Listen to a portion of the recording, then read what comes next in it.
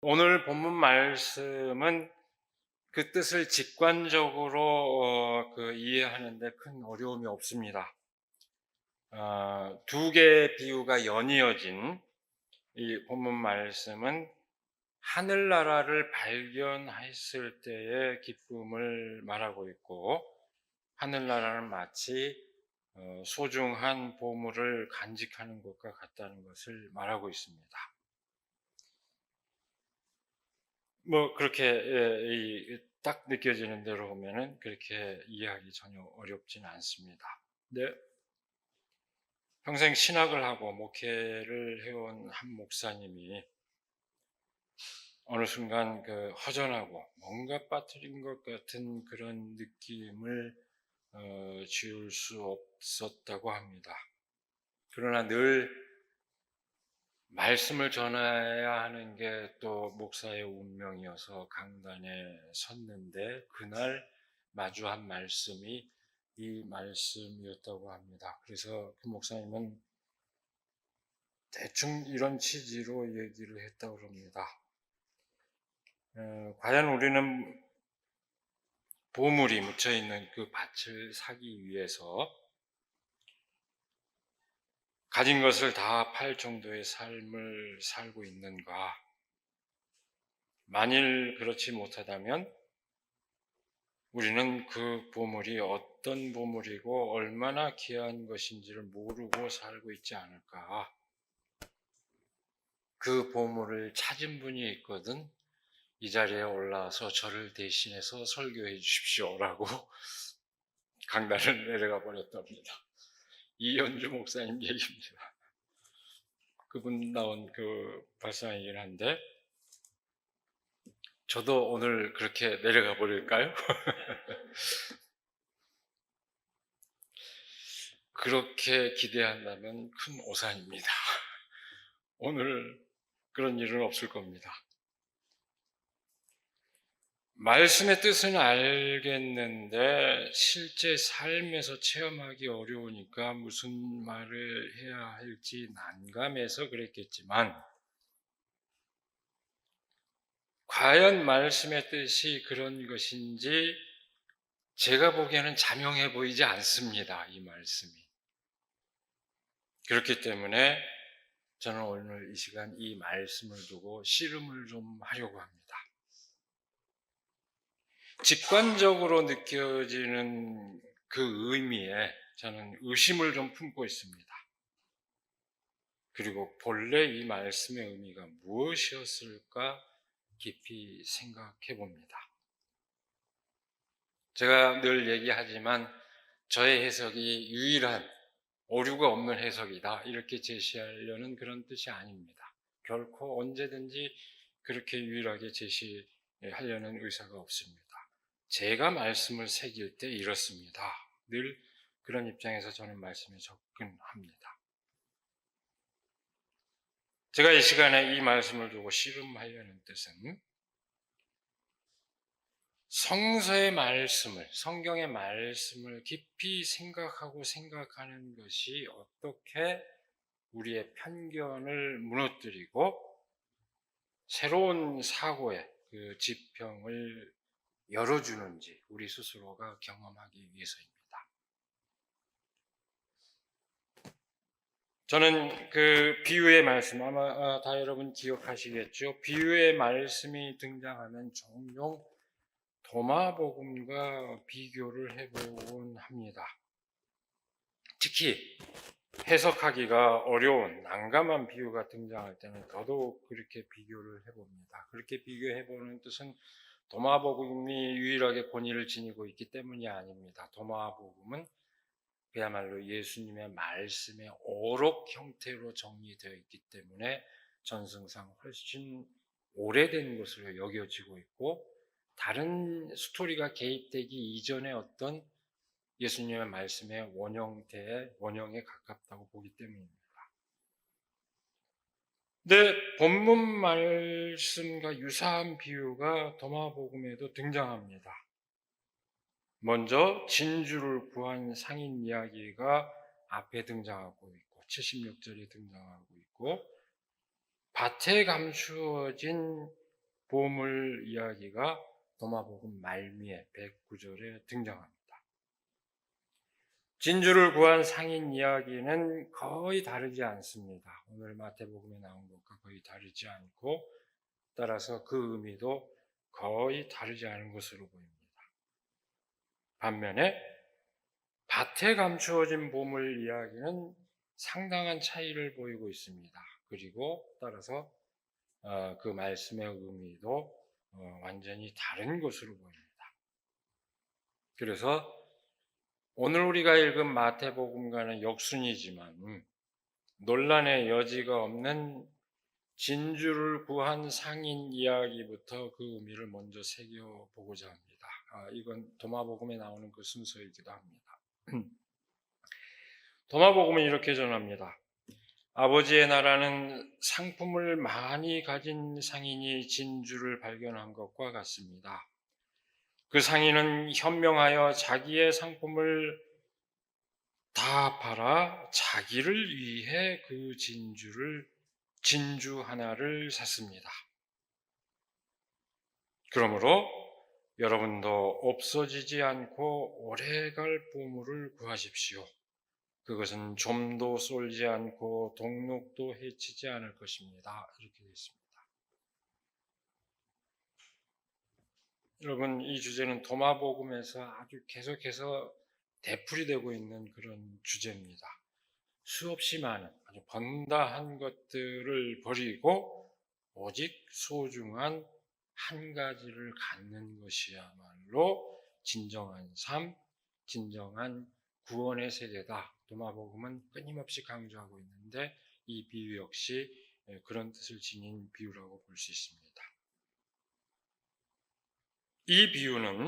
이 이야기는 상인의 현명한 투자 행위를 두고 말하는 것이 아닙니다.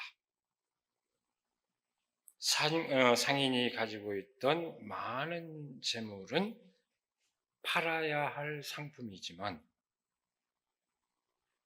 신중하고 현명하게 지금 구한 것은 자신을 위한 보물입니다. 자기를 위하여 이렇게 되어 있습니다. 자신을 위한 보물입니다. 좀 더 많은 상품을 확보하기 위한 투자 행위가 아니라 자신이 누리고자 하는, 자신이 향유하고자 하는 소중한 것을 구하는 태도를 말합니다. 이윤을 추구하는 행위가 아니라 자신의 것을 향유하는, 거기에 비유에 초점이 있습니다. 여러분도 정말 스스로 향유할 수 있는 그 무언가를 찾으십시오. 그렇게 얘기하고 있습니다. 한마디로 얘기하면 투자자로서는 빵점일 수 있습니다. 미친 짓입니다. 그러나 더 소중한 것, 좀 먹고 넋을지 않는 진정한 그 삶을 구가하는 데 마음을 쏟으라는 것입니다. 더 간결해진 마태복음의 비유도 이 점에서 크게 다르지 않습니다. 그런데 두 번째로 마태복음에는 앞에 나오지만 이 밭에 감추어진 보물 이야기는 도마복음에 이렇게 기록되어 있습니다. 그 나라는 자기 밭에 보물이 묻힌 것을 모르고 그 밭을 가지고 있던 사람과 같습니다. 그가 죽으면서 그 밭을 자기 아들에게 물려주었습니다. 그 아들은 보물이 묻힌 것을 몰랐습니다. 그리고 그는 유산으로 받은 그 밭을 팔았습니다. 그 밭을 산 사람은 그 보물을 찾았습니다. 그는 그 돈을 원하는 사람에게 이자를 받고 빌려주기 시작했습니다. 이렇게 됐습니다.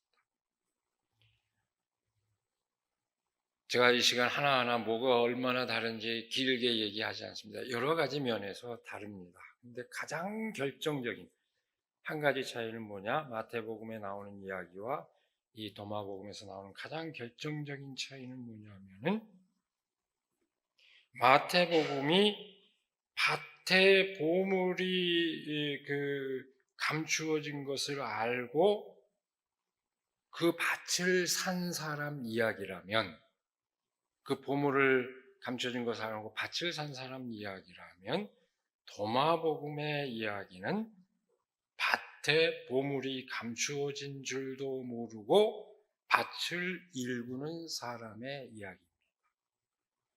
이 점에서 결정적으로 차이가 있습니다.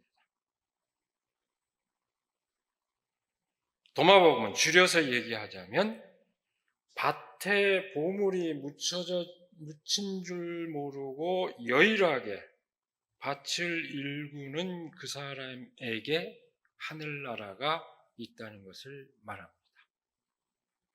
그것이야말로 진정한 보물이다. 이런 의미를 함축하고 있습니다.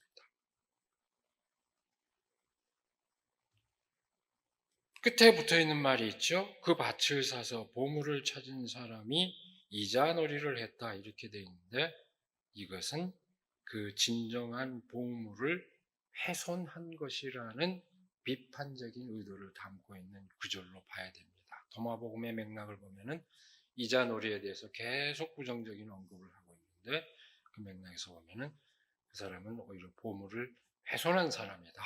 이렇게 덧붙여진 얘기로 볼 수 있습니다. 네, 여러분, 이 이야기는 이솝 우화에 나오는 얘기하고 거의 같습니다. 훌륭한 농부에 관한 이야기가 있습니다. 한 농부가 자식들에게 농사를 익히도록 하기 위해서 이 밭에 보물이 묻혀 있다라고 얘기하고 농사를 짓도록 했습니다. 그 자식들은 농사를 열심히 짓다 보면, 땅을 파헤치다 보면 보물을 찾을 수 있겠구나 하고 열심히 밭을 일궈서 농사를 했습니다. 암만 해도 보물은 발견되지 않았고 밭을 열심히 일군 덕분에 다른 사람들의 밭보다 훨씬 더 많은 수확을 내줬다 하는 이야기입니다. 이게 훌륭한 농부에 관한 이야기입니다. 그러니까 이 이야기가 뜻하는 건 뭘까요? 수고로부터 얻은 것이야말로, 자기가 땀 흘려서 그렇게 얻은 그것이야말로 진정한 보배다 하는 것을 일깨워주는 얘기입니다. 근데 이런 똑같은 얘기가, 아주 유사한 얘기가 우리 민담에도 있습니다. 임진왜란 이후에 전해지고 있는 민담인데요. 전란을 통해서 다 집이 빈 집이 많고 이랬을 텐데 한 양반집 부인이 빈집에 들어가 살았습니다. 근데 부엌을 바닥을 정리를 하다 보니까, 옛날 부엌 바닥은 다 흙바닥이죠. 우둘투둘한데 바닥을 고르다 보니까 부엌 바닥에서 보물이 나왔습니다. 그래서 이거 어떻게 했을까요? 얼른 덮어버리고 딴 집으로 이사를 했습니다. 그러니까 집에 보물이 묻힌 걸 알면 자식들이 저걸 갖고 서로 탐하고 이럴 텐데, 딴 집으로 가서 공부를, 자제들이 계속 다른 데 마음 쏟는 거죠. 공부하는 데 마음 쏟고, 그래서 벼슬을 한 사람도 많이고 정승까지 나왔다. 이런 민담이 전해지고 있습니다. 사실인지 아닌지에 상관없이 그런 얘기가 우리 사람들 사이에서 유포되어 있었습니다. 결국 그런 맥락에서 보면은 이 이야기는, 밭에 묻힌 그 보물에 관한 그 이야기는 우연히 보물을 행제한 사람에게 초점이 있는 것이 아니라 보물에 아랑곳하지 않고 농사를 짓고 그 농사의 터전을 자식들에게 물려주는 여일한 삶을 살아가는 바로 그 사람 가운데 하나님 나라가 있다. 그런 얘기가 됩니다. 그것을 일깨워주는 이야기가 됩니다. 하나님 나라는 그 여일한 삶의 과정에 있는 것이지 횡재한 보물에 있는 것이 아니다. 그런 얘기입니다. 하나님 나라는 로또가 아니라는 얘기입니다. 이렇게 보면은 마태복음이 전하는 밭에 묻힌 보물을 발견한 사람 이야기는 얘기가 너무나 단순화되어서 그 의미를 곡해할 소지를 남긴 것입니다. 마태가 통념에 의존해서 이 이야기 자체를 단순화하면서 곡해를 시켜버렸거나, 아니면 마태는 충분히 이해했지만 적어도 이렇게 이야기를 단순하고 약한 바꿈으로써 그렇게 곡해할 소지를 남긴 것입니다. 원래의 의미가 이렇다고 하면 이 얘기는, 오늘 두 비유는 이렇게 정리될 수 있습니다. 땀 흘려 일구는 그 밭에 보물이 숨겨 있다. 그렇게 여일하게 밭을 일구며 땀 흘리는 수고 가운데 하늘나라가 있다. 그것은 마치 상인이 자신이 향유할 보물을 구하고 기뻐하는 것과 같다. 그것을 발견한 것은 이렇게 집약되는 이야기가 됩니다. 그런데 그런 그 이야기의 진실을 하나의 사물적인 대상으로서 보물을 찾고 기뻐하는 것처럼 곡해해버릴 소지를 남긴 것입니다. 물론 여러분, 제가 비유를 얘기할 때마다 강조하는 또 한 가지 초점입니다. 비유는 비유입니다.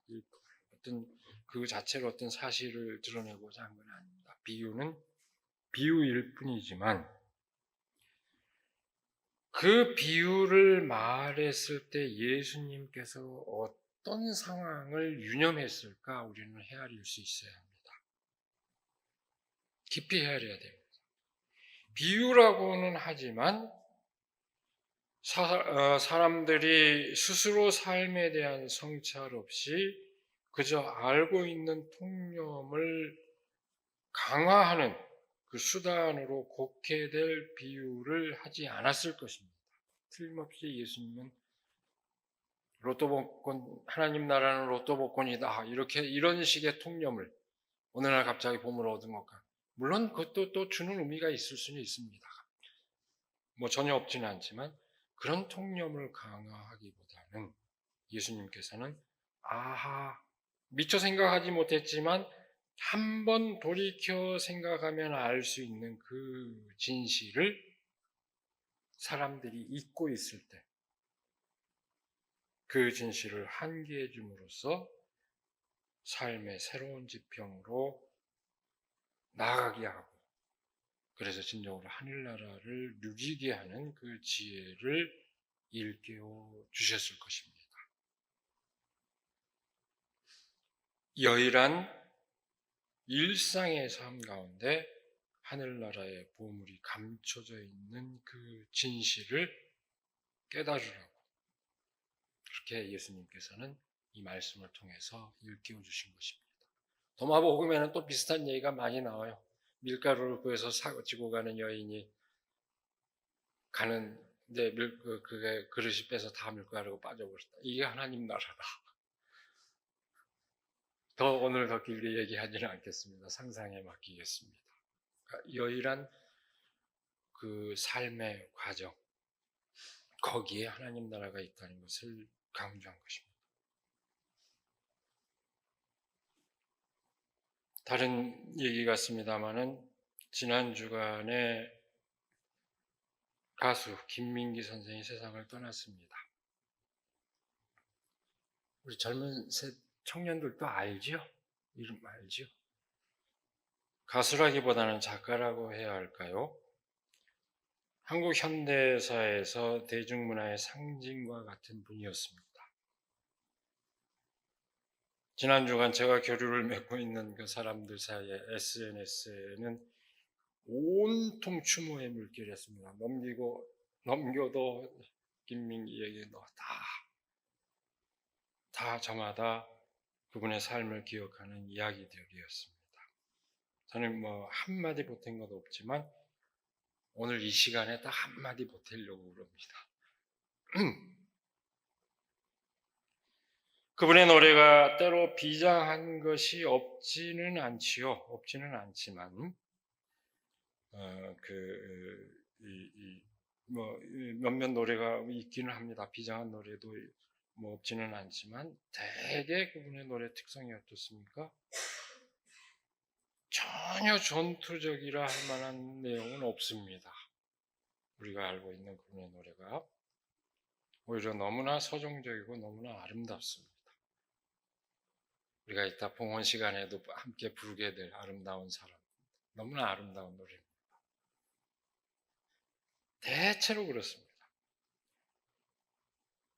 그런데 어떻게 시대의 불의에 저항하는 젊은이들에게 애창이 되는 그런 노래들이 저항가요가 됐을까요? 뭐죠? 상록수는 뭐죠? 아름다운 노래로 상을 받았다가 나중에 금지가 된 곡이죠. 너무 가사가 아름답기 때문에 그 서울시에서 그 아름다운 노래로 상까지 받았던 노래인데 나중에 금지곡이 됐습니다. 근데 왜 그렇게 됐을까요? 그 너무나 아름다운 가락들이 왜 불의에 저항하는 젊은이들에게 호소력이 있었고 이른바 그 저항가요로 불리게 됐을까요? 제가 생각하기에 그 이유는 간단한 것 같습니다. 너무나 평범한 언어에 결코 격정적이지도 않은 그 노랫말에 실린 진실한 인간에 대한 생각들, 진실로 소중한 삶에 대한 통찰이 주는 힘 때문일 것입니다. 제가 상록수 얘기했습니다만 저도 한 추억이 있습니다. 대학 시절에 가거나 학생들을 병영 집체 훈련을 시켰잖아요. 병영에 집어넣어놓고 문무대에 갔을 때 비록 끌려오긴 했지만 학생들이 다 군복을 입고 훈련을 받았지만 이건 부당합니다. 항의 시위를 했습니다.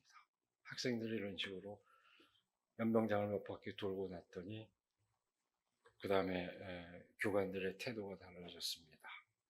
그동안 반말하던 거 싹 존댓말로 바뀌면서 유격장에 모아놓고 숲속에 모아놓고 막 이렇게 소대소대로 했구나. 우리가 했던 여러분 부르고 싶은 노래 마음껏 부르십시오.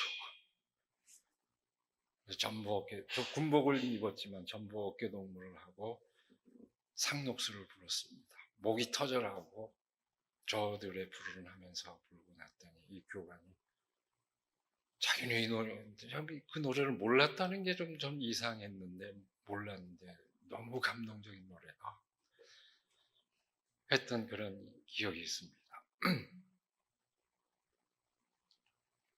네, 어쨌든 뭐 긴 얘기 줄입니다만은 저는 김민기 선생의 얼굴을 볼 때마다 그분의 얼굴 자체가 하나의 메시지다. 늘 평소에 이렇게 생각하고 있었습니다. 뭐 그분의 경우뿐만 아니죠. 여러분 딱 청문회 나온 사람이나 그 언론에 자주 나온 사람들 보면 표정 보면 알죠. 저 사람이 어떤 삶을 살아왔고 제 되게 압니다. 어떤 삶을 살아왔고 어떤 유형의 사람이나 하는 거 얼굴 보면 되게 드러나게 돼 있습니다. 근데 저는 김민기 선생의 얼굴을 볼 때마다 정말로 저는 진실한 메시지다. 얼굴 자체가. 아마 여러분들도 비슷하게 느꼈을 텐데 어떻게 그렇게 해맑고 티가 없을 수 있을까? 늘 그런 느낌이었습니다. 그러니까 아무리 뭐 제가 스스로 돌이켜봐도 그렇고 사람 봐도 그렇고요. 아무리 겸손한 사람이라고 하더라도 이름을 얻으면은 잘난 체 합니다. 언뜻 드러냅니다. 젠체합니다. 내가 이 정도는 되는 사람이야. 드러내고 하지 않은 것 같아도 그 표정 어딘가에 나는 이쯤 되는 사람이야 하는 그런 표정이 드러나기 마련입니다. 아무리 겸손한 사람도.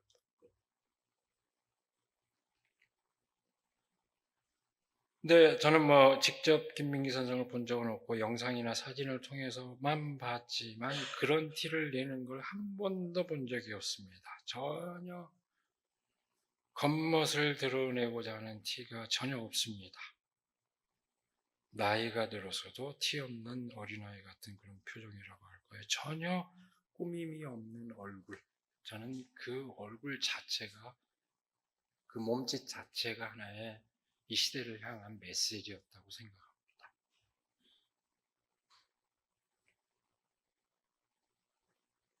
그 얼굴에 삶의 철학이 표현되어 있고 그의 노랫말에 역시 그 철학이 담겨 있는 것 같습니다. 스스로 뒤것이라고 불렀듯이 남의 뒤를 따라가는 삶, 사람들이 잘 보지 않는 뒤를 돌봐주는 삶, 그로부터 사람들의 희망을 찾고자 했던 가인이었습니다. 자신은 전혀 의도하지 않았지만 바로 그 통찰이 젊은이들에게 엄청난 희망의 언어로 다가왔던 것입니다. 뒤에 밀린 사람들의 평범한 일상의 삶과 애한 가운데서 오히려 놀라운 희망을 발견하고 그것을 노래로 엮어냈기에 사람들에게 주는 호소력이 컸을 것이라고 저는 생각합니다. 그러게 일상의 삶을 소중히 여기는 사람들이 그 삶을 방해하는, 망가뜨리는 정치 권력에 대해서 저항할 때 그 노래를 부르면서 저항할 수밖에 없었을 것이다. 저는 그렇게 이해하고 받아들입니다. 오늘 본문 말씀은 일상의 삶 속에 감추어진 하늘나라의 보물을 찾는 것을 일깨워주고 있습니다. 또 어떤 위대한 시인이거나 위대한 현인이어야만 가능한 일이 아닙니다. 저마다 삶 속에 감추어진 보물을 찾아보시기 바랍니다. 내 삶의 보물은 무엇일까? 스스로 찾아보시기 바랍니다. 그것이 누군가를 짓밟거나 배제해야만 성취할 수 있는 욕망 덩어리가 아니기를 바랍니다. 그보다는 모두가 아름다운 삶을 누리는데 절실하게 필요한 그 어떤 것이기를 바랍니다. 저마다의 일상의 삶 가운데서 스스로에게 기쁘고 세상을 아름답게 하는 그 보물을 발견하고 소중히 여기는 우리 모두가 되기를 시간 간절히 기원합니다. 기도하겠습니다. 오늘도 우리에게 복된 날을 주시고 또 귀한 말씀을 주셔서 그 말씀의 의미를 새기는 가운데 새로운 삶의 지평을 바라볼 수 있게 하여 주시는 그 은혜를 감사드립니다. 정말로 우리가 땀 흘리며 살아가는 일상의 삶 그 한복판에서 우리가 가장 소중히 여겨야 할 보물을 발견할 수 있는 저희 모두가 될 수 있도록 하나님 함께하여 주시옵소서. 저마다 스스로 기쁨이 되며 그것이 많은 사람들에게 복을 끼치는 귀한 보물이 될 수 있도록 하나님 함께하여 주시옵소서.